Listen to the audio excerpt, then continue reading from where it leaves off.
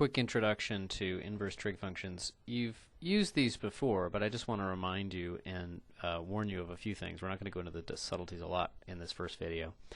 It's have you seen before, although not recently, it's the backwards version, the Jeopardy version of trig functions.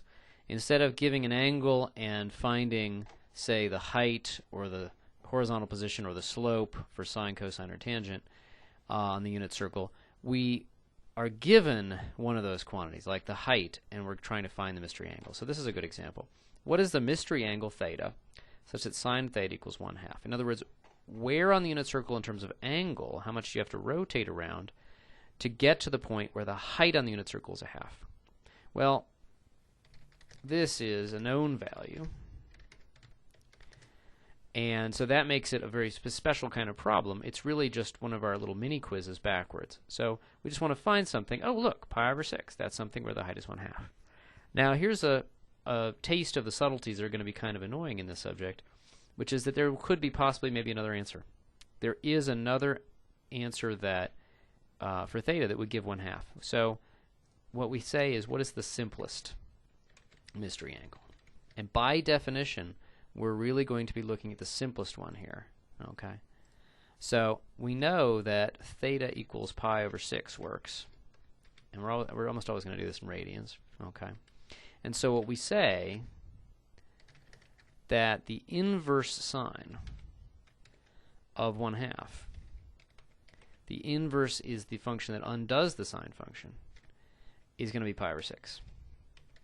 Okay. And it's really important that it's not 5/6.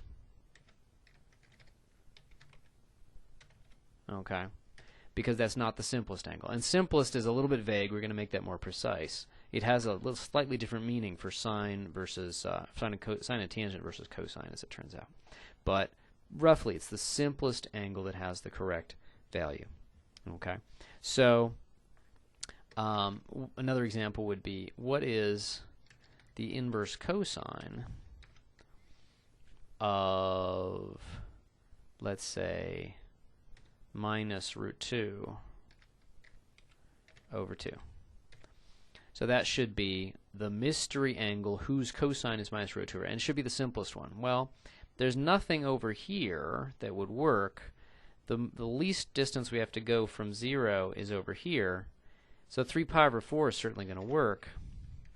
And we're going to justify this more carefully, but it seems like that's simpler than 5π/4, or simpler than -3π/4. And so in fact, it's going to turn out that this is the correct definition for the inverse cosine of -√2 over 2.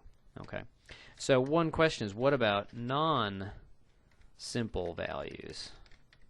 Okay. What about like the inverse cosine of 0.6? That is the mystery angle whose cosine is equal to 0.6. It's probably somewhere around in here, because it's between 1/2 and √2 over 2. We don't have a nice number for that. Okay, this is what the calculator is for. Okay, and it does some pretty significant work to figure out what the calculator is for, what that number is. Just like if we were trying to find the cosine of 22 degrees.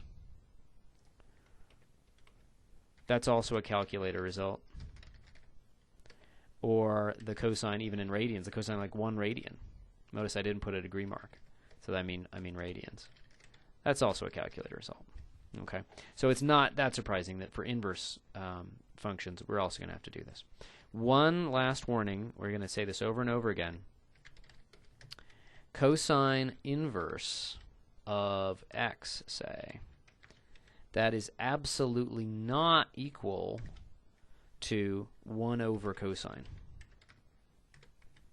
That would be equal to secant x. That is a useful function. We have a name for it.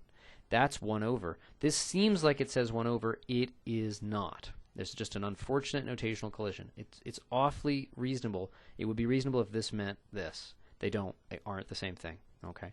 This is an idea of the inverse function,